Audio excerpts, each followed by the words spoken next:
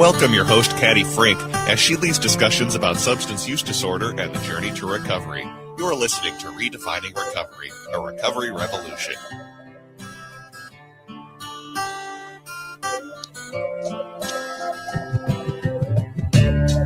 Good day, good day, good day, all of you lovely listeners out there in Radio Land. Welcome to Redefining Recovery, a recovery revolution here on AM 950, the progressive radio station. My name is Caddy Frink, and who do I have across the table from me? Rachel. Rachel. And where are you from, Rachel? I am from Minnesota Recovery Connection. Are you really? Yes. Oh my goodness.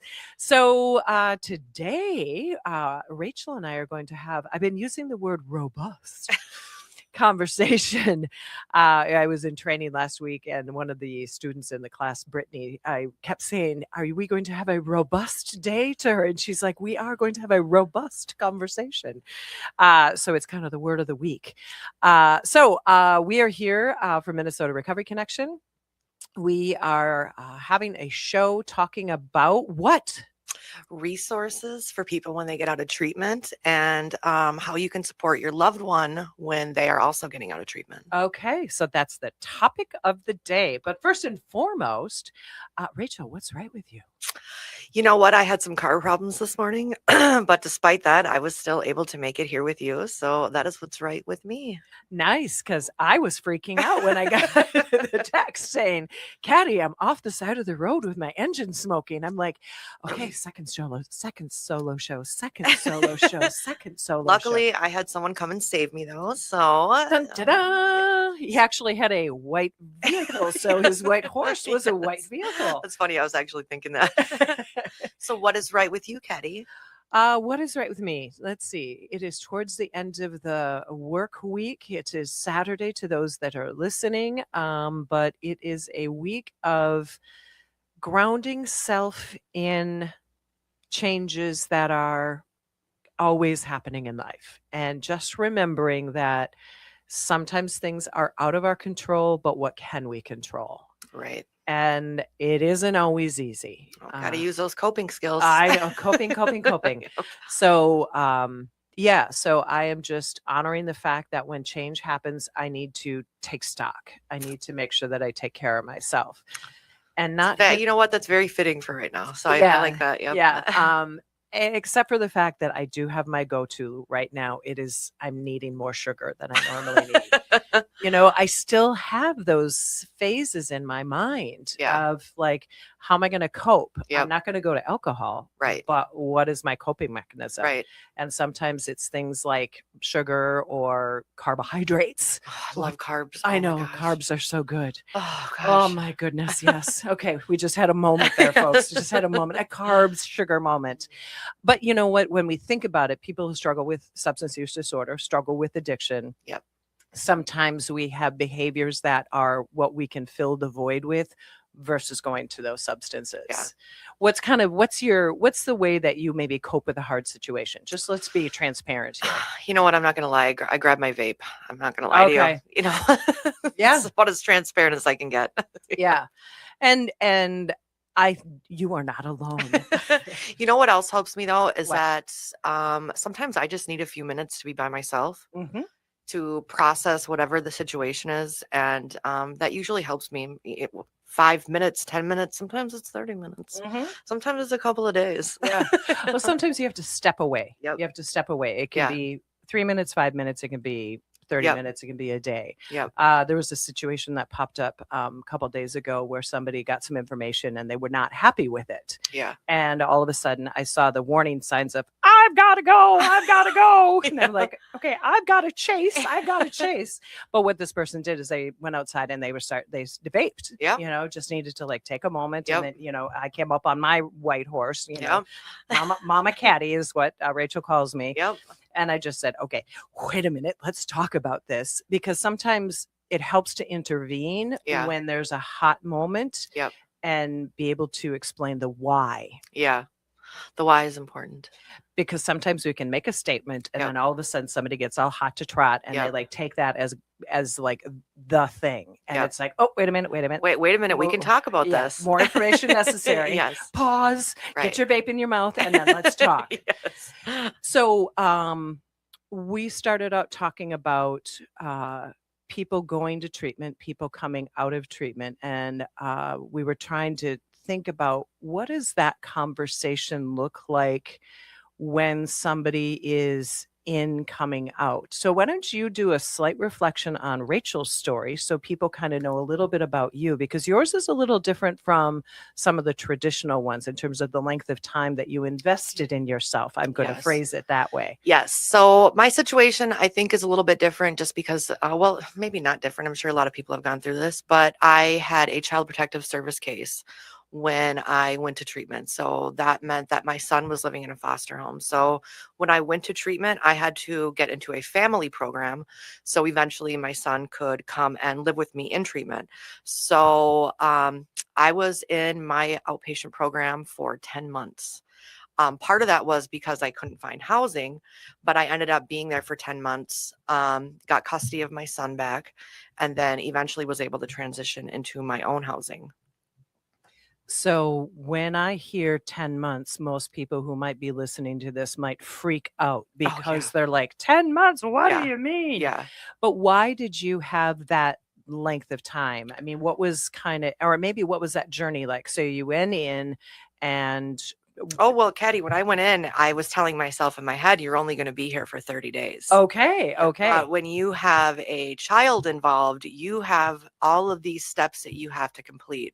Parenting classes. This is put on you by the state of Minnesota when a Yes. child is taken away from Yep. a parent, because you have to essentially prove to the state Yep. that you are a good, reliable human, correct? Yes, So there's yes. a lot of steps. There's a lot of steps. A mental health evaluation on top of a chemical dependency evaluation. So I had to go and start therapy. I had to do parenting classes. I had to complete my treatment program. Okay. And then I had to find safe and stable housing. Okay. Yeah. So all of that was really an individual without a child would maybe go to treatment for 30 days Yep. if they didn't have this other scenario going on. Yep. Because you had that, you really were there because you really had to make a huge investment in Rachel. Yes. On all these steps that you had to go through. Yeah. So, and also, I was in my addiction for like 20 years. So I was addicted to meth. Okay. So with that comes, I didn't know how to control my emotions. I didn't know how to regulate my emotions. So there was a lot of coping skills that I had to learn. I had to really dive deep into who I was and the way that I thought and the way that I reacted to things. Okay. Because I had to prove to the courts, and ultimately myself, that I could be a better mom and a better person than what I was showing up for before. So like that included a lot of therapy. Yeah. Yeah. Well, and that's what you've said. And I think what's interesting about that is that when we were sort of discussing what we were going to talk about, and that is sometimes individuals will go into treatment and they'll have these opportunities for some mental health support, training, and or just counseling, just various things.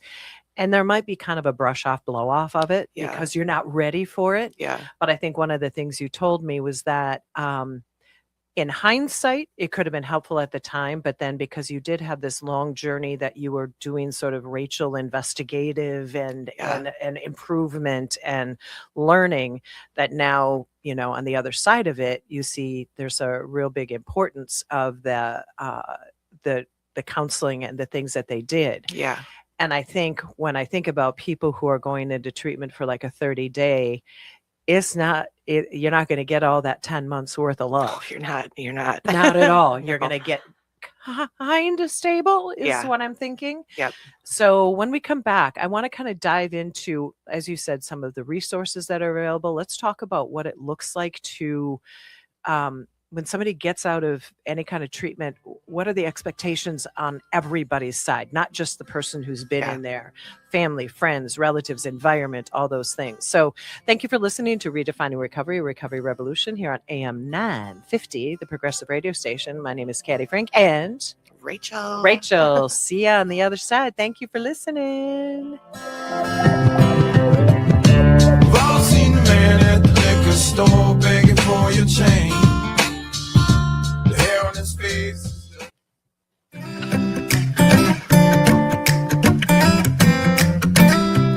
Here we are, and we're back. Thank you for listening to Redefining Recovery, Recovery Revolution. My name is Caddy Frink, and who's across the table? Rachel. So, Rachel, before we get into our topic, why don't you let people know you've had a journey in recovery? Why don't you tell people what your length of recovery has been, and then just a little bit about what you do at Minnesota Recovery Connection, because I think that's a great opportunity for people to see when you get out of recovery, there's things to do, but what are you doing currently, which kind of brings us all together? So I am a recovery navigator at the Minnesota Recovery Connection. I have been in recovery. Which is a what? Which is a what? What is a recovery navigator? A recovery navigator is I support people that are in recovery. It doesn't matter if you are in active use or you are coming out of treatment, or if, let's say, you've been in recovery for 10 years. Sometimes you just need that extra support. I help find resources for people. I help people get assessments to go to treatment. I don't like to put it just, you can't define it in just one sentence because everybody's recovery looks different. So everybody is going to need something else, but I just like to say that I support people no matter what part of the journey that they're on. Nice. And when we say you're a navigator, you're with a program called Recovery Corps, which is part of AMPACT, also known as AmeriCorps. So many names. Yes, the world we live in changes its identity in many ways. So it's one of the things that's really important to Minnesota Recovery Connection and other organizations of all kinds around. It's actually Minnesota, I think Illinois, Indiana, particularly Recovery Corps has grown and been much more of the recovery community, which is super fantastic. Because we can have, if I had hair, I'd be going, because it all birthed at Minnesota Recovery Connection back in the day. We're able to provide support to individuals that don't have insurance, and we don't have to do any billing. So that's very helpful. It's very helpful because there are people out there who are just kind of like in this medium space and like, how do I get help? And it's a free service that's available that, we have individuals like yourself who are in their recovery, learning new skills or kind of amping up your skill set. Because AmeriCorps, Recovery Corps pays for Rachel to be at our Minnesota Recovery Connection office. We house her essentially. We give her the opportunity. I'm being housed. Yes. Well, we office you. There we go. That's a much better term. Yes. We office you. You get paid through one, but you work for another. Yep. And these are programs that are really super important. Absolutely. For so many people. There's other Reading Corps, Math Corps, all those kind of things. But for our recovery community, because Minnesota Recovery Connection built this partnership with, at that time, AmeriCorps, we birthed this program. And they're one of the executive directors at another organization, Begin Anew, is Justin McNeil. He was one of the first participants that are first navigators that ever took place. And it's like, this is a thing that can really advance a career. So congratulations. Well, I mean, and really bringing up Justin, coming into this program and you hear and you see success stories like that, that gets me excited because I think, wow, so what, 4 or 5 years ago, he was in the same position I'm in. Literally. And now look at where he is now. So it gets me excited for the future. Well, and I can honestly say over the last going on 3, I don't know what it is, the growth that I've been able to see in Rachel and her self-confidence and her putting herself forward. And she's like, oh, Caddy, do you need somebody to host a radio show with you? I'm like, sure, let's talk. And even comes up with ideas. And there was a year ago, you probably would have come kicking and screaming in. Actually, I think you kind of were kicking and screaming. Oh my goodness. I had an anxiety attack for a week before I came here to do the show the first time. But that's the interesting thing, is that as you evolve in your recovery, things get better, get clearer. So dialing it back to where we want to talk about. So when an individual wants to go into treatment, what is that when you're talking to somebody, what do they like when they're in that like beginning phase? What does that sound like? The person's voice and their concerns. Usually before someone goes to treatment, and I know for myself as well that I had these list of demands that I wanted to be met before I went to treatment. Give me an example. I better be able to have my phone. Sure. I better be able to smoke there. How long am I going to be there for? Because it's scary. Mm-hmm. It's scary thinking that, there's going to be somebody telling you what you can do, what you can't do. And for myself, I had just been living this life where I was doing whatever I wanted. So however you wanted, with who you wanted, when you wanted, how you wanted. Yeah. Can you imagine? It's like literally taking a person out of everything that they know, putting them into this environment where they're like, I always say in class, they tell you what to do, when to do, where to do it, how to do it, and then do it again. Yep. How terrifying would that be? Terrifying. Yeah. And you go into it, and I would say in the very beginning, it is really scary because you don't know anybody. Everybody's telling you what to do. Everybody's telling you what you're doing wrong. Oh. And, and you have to come and you have to start seeing what everybody else is. When I was in treatment, everybody kept telling me, the character defects that somebody has. Right. But then I started to think about it differently. Like the saying, if everybody's saying you have a tail, you might want to look in the mirror and see if you have a tail. Ooh. That phrase rang true to me. Wow. Yeah. If several people are seeing something and you are saying, I don't got that. Right. Maybe I call it looking in the mirror. It's like actually looking in the mirror rather than looking past it. Like, oh no, I know what I look like. I know I'm fine. And then actually turning the mirror on oneself is sometimes frightening. But also, if you're going into an inpatient program, those are usually about 30 days. Yeah. So sometimes that self-reflection doesn't always happen in that short period of time. So let's talk about that, because the reason why I wanted to have this conversation, particularly with Rachel, just because you had this long journey, which really brought you to a very different place. Yeah. That when some people go into treatment and they've got 30 days, because that's what their insurance will pay for. Yep.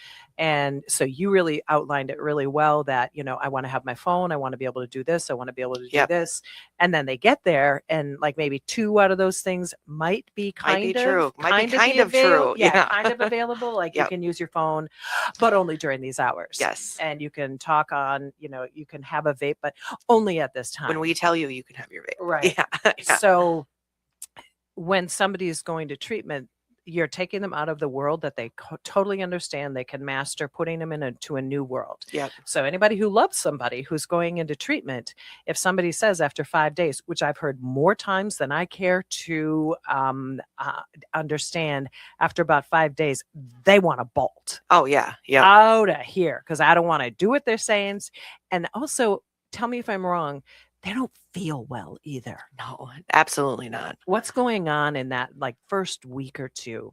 Anxiety, the not being able to control your emotions, because if you think about it, you've been using substances to help you control, your feelings or get numb or whatever that looks like for somebody.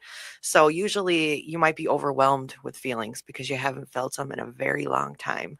Well, and I'm also thinking there could be some withdrawal absolutely off of whatever your chemical of use was. Yeah. So you're also going through a psychological, like, where the heck am I? Yep. And then you're going through a body that is saying to your mind, where the heck am I? Let's get out of here. Yeah, let's get out of here. Let's go back out and do, even though it's the worst possible thing you could do, you understand it. You know the rules, you know what happens, you know who to call, you've got all those controls again. Yep. And so I just want everybody to listen when you've got somebody who's gone into treatment and they don't want to be there. Here's all the reasons why. Right. And then you think, well, they're going to get better after 30 days. Yep. It's all going to be fine. Where's the truth in that, Rachel? It's not the truth. It's not the truth. And really, I think I was telling you this yesterday when we were talking. One of the hardest things for me was going to treatment and doing all the work on myself, even if somebody's there for 30 days and they start to work on themselves and they get out and everybody else is still the same. whether, you don't have to have a substance use disorder to have issues. So somebody gets out and let's say one of their family members, that person hasn't gone to therapy. That person hasn't done any of the work. So you get out and you're faced with the same problems with that said person, and you have to learn how to cope and figure out how to have a new relationship with somebody. And haven't done anything. They haven't done nothing. Yeah, and they haven't done nothing. And nothing's wrong with them. No, and I think that's such an important thing, because what you're doing is you're taking somebody who's gotten better. Yeah. Better, yes, Yeah. air quotes, thank you. Better, seeing themselves maybe through new glasses. Yeah. Hopeful. Yep. Wanting to sustain this. And then, as you said so well, you go back to the same environment where all those, I'm going to use the word which I don't like, but all those triggers are all there. Yep. It can be a person, it can be a neighborhood, it Yep. can be it can be whatever an environment is. You've got to go back to work. Yep. Holy banana What? cakes. Ew. Ew, yeah, ew. Because you have the same boss, you have the same coworkers, you have the same situation, and then they're all looking at you thinking, "Oh, you're better now. Yeah. You're great. Yeah. Here's your list of responsibilities. Yeah, let's just hit the ground running." Yeah. And then that person says, "Oh, heck no. Right. I am not ready to cope with all these things." Right. So I think, to me, it's so important that we need the people on the outside with the person who has been struggling, because the way I was thinking about it, tell me if I'm right, Rachel, somebody who used, as you said, for 20 years. Yep. You are so lucky to have 10 months. I mean, Yeah. honestly, you had 10 months. But how does a person who's even maybe used substances for 5 years go into 30 days worth of a lot of help, a lot of structure, a lot of ideas, and maybe, withdraw from stuff, begin to see themselves. But you don't erase 5 years or 20 years in even 10 months. But you did. You came out on the other side because you had extensive support. Yep. But think about that. After 30 days, you're not fixed. No. You are just in your, what did you call it? Your baby deer phase. Your baby deer phase. Yeah. Describe that. What do you mean by that? So when you get out, I hadn't had a job in 20 years. Wow. So, I had, odd jobs, but nothing that I was investing, trying to make a career out of. Yes. So you got to go and you got to get a job. You got to figure out how to turn your electricity on. You got to figure out how to pay your electricity bill. You basically have to relearn or learn for the first time how to be an adult. And that is scary. Mm-hmm. Well, and if somebody might have a place to land because maybe they'll land at their parents' house. Yep. How healthy is that environment? It sounds good on the surface, but once again, let's circle back. You get out of treatment and you've done the work on yourself, but they haven't done any work. So maybe they still have feelings, that they're upset with about things that you did when you are using. So you're walking right back into that environment and you're walking right back into a relationship that could potentially be toxic. And I think what might happen is that people might have expectations of you. Yep. We put you into treatment. You Yep. went into treatment. You should be fine now. Yep. And I say that because, I as have been said many times, I train a lot of people to be peer recovery specialists. And a lot of the class, as you well know, Rachel, you've been to it, I don't know, 5 times, is really, I ask the class, well, what do you think about this? What is your experience with this? And I talk about treatment, and I'm like, how many people went to treatment? And about, usually half the class puts their hand up. And I said, how many of you bailed out after a very short time? And about a quarter or half of people say, oh yeah, I bailed out. I didn't Yep. want to be there. Yep. And so then you have a family member, a partner, this or that, disappointed that you didn't make it through this treatment. Yep. So then the individual that's struggling with substance use in their own, they got another layer of guilt thrown on them. Yep. So what are the possible expectations of that person? They're going to go use again. Exactly. Because they already feel like poop. Yep. And now they're getting all that other shame and like, you didn't finish this, you're a loser, I Yep. don't trust you anymore because Yep. you said you were going to. So we got to think about, how are we going to interact with somebody who is going to treatment, might not, and I mean, most people, I think I can say that, go to 2 or 3 or 4 treatments. Yep. Sometimes people can get lucky and Yep. a one-hit wonder. Yep. And whoo, Yep. good on you. I was a one-hit wonder, but I was a 10-monther. Exactly. Yep. But you had a lot of other things. Yeah. And good or bad. I mean, this is where Child and Family Services comes in. Yep. It actually extended you an opportunity to get even better. Yeah. Oh, yeah, for sure. Yep. And it sounds crazy, but Yeah, well, you think in the beginning, Child Protective Services, it's so negative, there's like a negative, idea in your head, like, oh, they're going to be in my life. But in the end, Child Protective Services ended up being one of my biggest supports of helping me get, my poop in a group. yeah. So, and I, okay, she took the air out of the room on that one. That was good. And now I lost my concentration. So getting your poop in a group is really important. So we got to remember, folks, all those people who love people who are struggling with substance use disorder, treatment can be an option. But let's talk about what the other options are for folks when they want to get better, like utilizing the services at Minnesota Recovery Connection. Yep. So also when you're in treatment, you have a counselor. You may have a CPRS while you're in treatment. You have, the facilitators of group. You have a layer of support. And when you get out, that layer of support is also gone. And I wish that I would have known that I could have gotten a recovery navigator or a CPRS when I got out of treatment. CPRS is Certified Peer Recovery Specialist, folks. I know we talk in acronyms all the time. And having that peer, saying, hey, guess what? I went to treatment too. And I know what you're going through right now. And I know that you probably need some support, because a lot of times people come out of treatment and they have no idea that there is resources and support out there to help you get through that next phase. And I think that's one of the things I kind of had maybe a hope and a dream back in the day, that we would get ourselves involved in all of these treatment centers, and we would be that they've got all that stuff in the treatment centers. And then when they get out, we're like linked up with them, and then we carry that through. It doesn't necessarily happen that way, because the world has changed around peer recovery services, and that's okay. It's got to evolve, it's got to change, and it has to make its way out.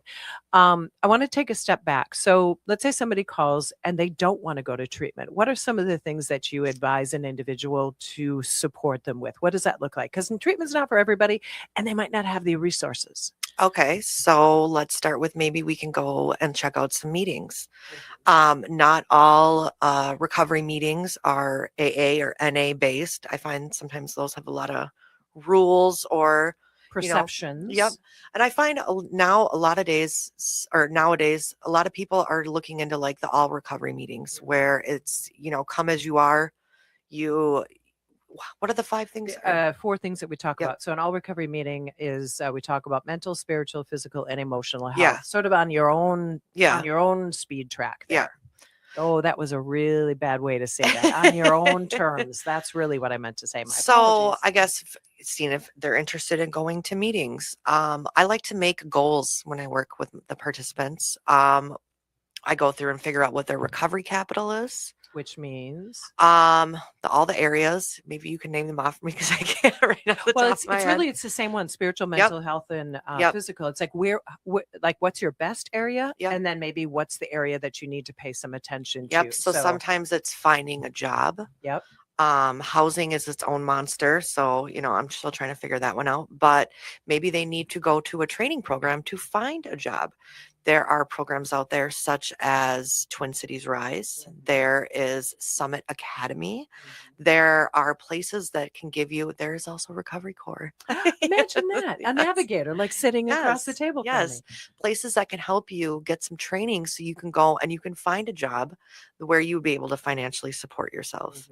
So somebody might be stabilized, but need more oomph. They need more opportunity around them to be supported. So you talked about meetings. There's Sobriety meetings. There's Dharma recovery. There's all kinds of community environments that are recovery oriented, like the recovery community organizations. Many of them have all kinds of opportunities for you to, like Minnesota Recovery Connection. We have the all recovery meeting. You can come in and you can volunteer. Sometimes people just need to have a different environment to go to. And I think we see that with the volunteers at Minnesota Recovery Connection. They begin to gain more self when they come in, and they can just be.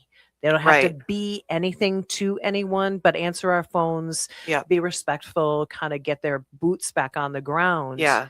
And then we can build on that if that's what they want to. And when you're in treatment, you're in group for, 4 to 6 hours a day. And then you get out and it's like, how am I going to fill my time? I know that was a big Yeah. thing for me when I got out. Like, okay, so now I've been in treatment for 10 months for 6 hours a day.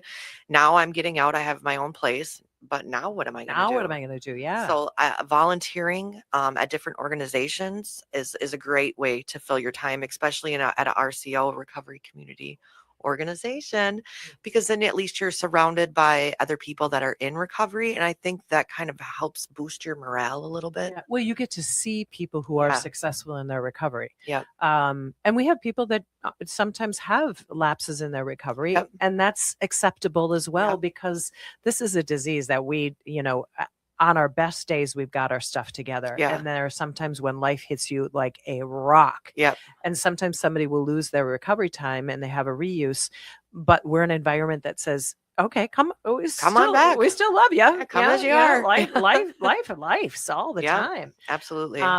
So when we talk about treatment, we want to be real understanding that this is not a one-stop shop fix. Yeah. It's a thing.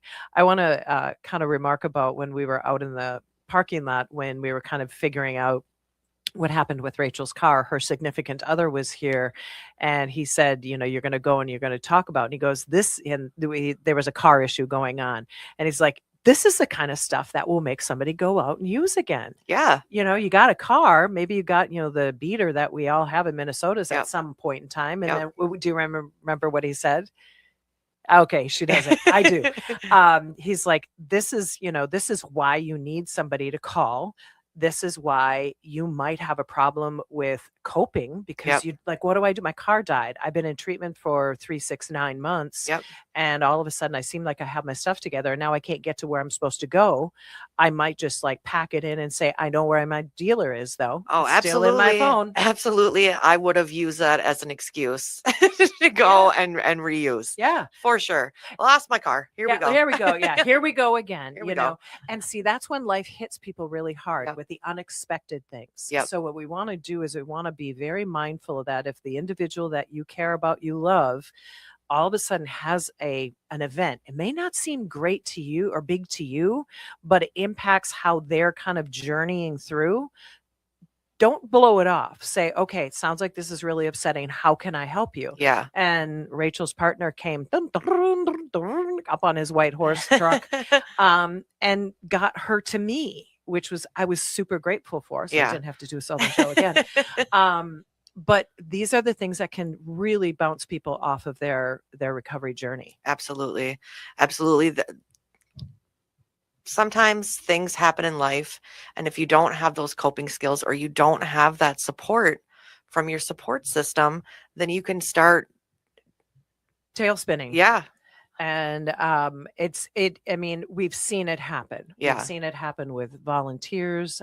We've had volunteers and interns that life just got too much and they went back to use, and we're like, we still love you. We still Yep. care about you. But when life's, it's tough. Yeah, it is. And particularly when it's the heavy stuff. If somebody passes away, somebody has an accident, somebody has, a pet pass away or die, when you lose a job or you lose a friend or you lose, something monumental to that person. It may not sound monumental to somebody on the outside, Yep. but we have to say, so tell me how you're feeling. Right. Tell me what can I do in this moment? Sometimes we can't fix it, and we really can't fix anything, but what you can do is Listen.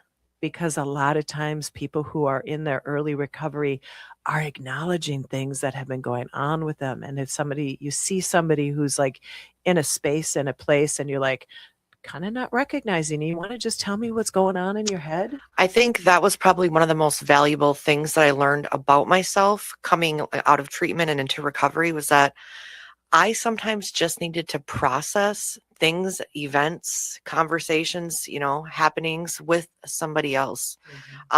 Just having somebody listen and be like, hey, you know what? Maybe you're being a little crazy right now. Yeah. Maybe it's okay. You're kind of tuning up here a little bit in a way that it's recognizable from the past. Yes. Yep. And so I think thank you for saying that. That's so important. And that is when an individual who loves somebody who is going through this whole process, if you start noticing some of those old behaviors coming up, sort of not showing up or not answering phones or not doing whatever they said they wanted to do, it's like, hey, I'm seeing some behaviors that I don't want to blame you, but I want to say I see it. So where are we? Right. What's going on? Right. Because I want to care about you. I can't care for you. I may not be able to fix it, but I at least can listen and get that hamster wheel out of your head. Right. Oh Lord, when that thing just gets rolling, it started rolling with me this morning on something. I'm like, okay, turn on the TV, Caddy, because slow down the bus. Right. So we're going to take our last break. So thank you for listening to Redefining Recovery, a recovery revolution here on AM 950, the progressive radio station. My name is Caddy Frink, and as she takes a sip of soda, Rachel. And we'll see you back here. This guitar needs 6. I know, I love the music too. Love this music. It just kind of like makes you sway in your seat and just I don't know anything more in that song but that part. And it just makes me just want to sing along with it. Well, thank you for listening to Redefining Recovery, Recovery Revolution here on AM 950. My name is Caddy Frink and Rachel. Where are you from? Minnesota Recovery Connection. And what do you do at Minnesota Recovery? I am a recovery navigator with Recovery Corps, which is part of AMPACT, which is part of AmeriCorps. The reason why I want you to say that is that people listening, we all need resources. Absolutely. And I want to tell a quick story, and then I really want Rachel to take a dive into resources that she knows for people in every walk of life. I was with a very good friend this week, and there are situations, and it was like this moment with me, a good friend who lost her son a couple, 2-3 years ago to an overdose, but this overdose was not known because individuals that were around him, it was with GHB, which is the date rape drug. Yeah. And individuals brought this product to the space that they were at, and this young person drank it because they thought it was water or it was clear. And if anybody knows what GHB is, a date rape drug, it will make you unconscious. I do know people do use that recreationally, though. And This is what happens because you're supposed to have a very small amount, teeny tiny. He swigged it like it was water. And unfortunately, went to probably go lay down or something and didn't come back. I tell the story in honor of this young person who is gone. I'll leave all the names out of it because when I talked to Mom, the woman, she was talking about her going to grief groups where other young children or young adults, I mean, he was 24, I believe, died because of overdose or died because of an accident. But when she started naming off that she goes to these grief groups where these parents have lost children, the greater majority have generally been from an overdose from substances. And I just want everyone to hear me say the substances that are on the streets right now are so unrecognizable, so incredibly dangerous that if you have a young person that is experimenting, you can't shame them into stopping, but what you can do is you can have them call organizations and say, what do I need to know if I'm going to be recreational? Kids are kids. They do stuff. We know that. Don't shame them. Give them information. And if you want to know more information, call Minnesota Recovery Connection. Call Steve Rumler Hope Network. It's a place where Steve Rumler was somebody who died from substance use, but they started this whole movement with Narcan, naloxone to help through the opioid epidemic. I just want to say that out loud because when I saw my dear friend who lost this incredible young person, I just thought there are so many young people and mature people and everybody in between dying because of what's going on the streets right now. And if you saw Rachel's eyes right now, we just hurt because it's when I'm in my class and I say, how many people have lost somebody? Used to be maybe 3 or 4 hands, like 4 or 5 years ago. Now I would say, folks, 90% of my class, if not 95, raise their hand that they've lost somebody to opiate overdose. I'm substance use overdose, opiates, all the above. I have lost count of how many people that I have lost over the last 5 years. I couldn't even give you a number. It's too many. It's devastating. So as a public service announcement, those who are struggling, remember what they're struggling with is a disease, but the chemicals that are out there, and I know for those of you who don't have any idea what I'm talking about, get yourself educated on metotidine, fentanyl, xylazine. There's a carry Narcan, but that's like a first line of defense. But if you know somebody who's struggling, ask them how you can help them. Don't judge them. Okay, service announcement, because it really affected me seeing my friend. No, my daughter is 17, and like last year when she was at my house, I gave her some Narcan, and she was like, "I don't need this," and I was like, I don't care if you think you don't need it. Take it, carry it in your purse, because you never know if you're somewhere, somebody you may like, you never know nowadays. You don't know what you don't know. So be prepared. Yep. Be informed. Okay. Twisting that one around from the worst case scenario, what are resources that you just generally give out to your participants? What are some of the great things that you've learned that you can give to people who are on this journey for recovery? She's looking at me like wide-eyed and like, now what am I going to say? So I was telling you this yesterday. When I was in treatment, everybody was like, you need therapy. And I was like, okay, cool, I'll go. But then I got out and I was like, I'm not doing it anymore. I don't need this. I already had it. And when everybody's telling you have to do something, sometimes, it's. Listen. Well, no.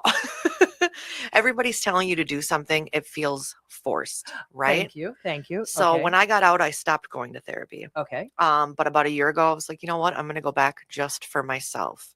And going back for myself has been so valuable.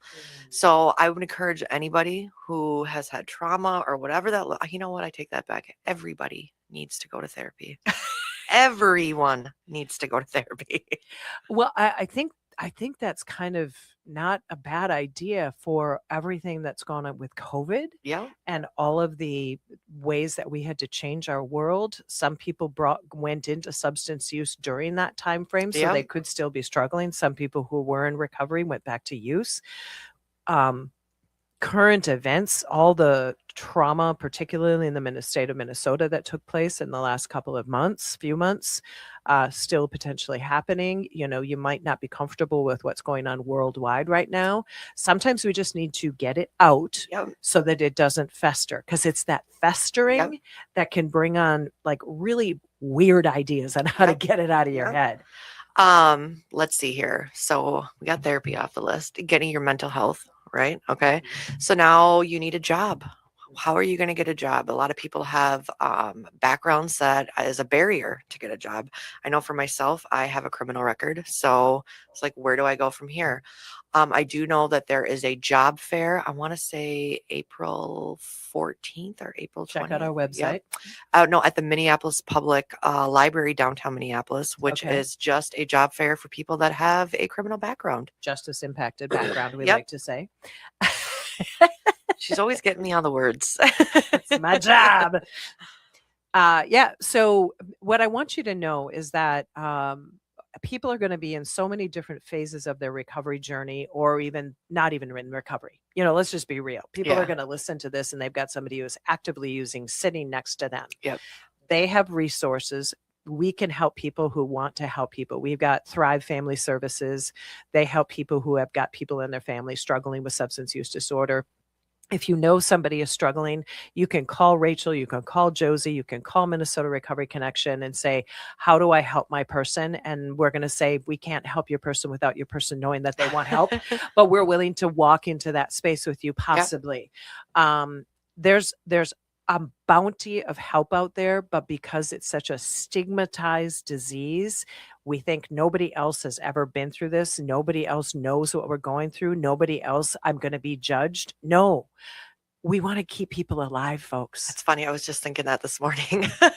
What? So many times throughout this journey, and I've faced a barrier. And, for a couple of minutes, I'd think, oh, God, I'm never going to get through this. But then I stop and think, I'm not the only one that's ever had this problem. So there's probably a solution. And there's so many organizations out there. So it's the kind of thing that if you're stuck, go to I call it the Google. Yeah. Go to Google or go to your whatever your search engine is. I don't care what it is.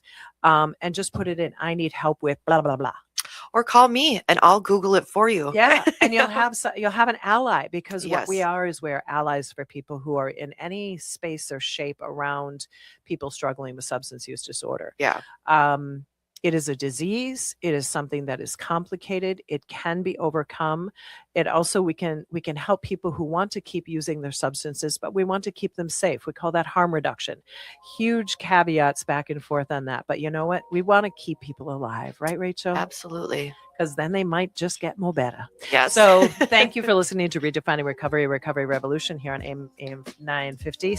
I was going to call you Sarah. You are not. You are Rachel. I am Rachel. Rachel, say goodbye to the peeps. Goodbye. Goodbye, everybody. Have a wonderful day. And feel free to come back and listen to our podcasts. They're all on AM 950, the Progressive Radio Station's website. Thank you. Love you. Bye.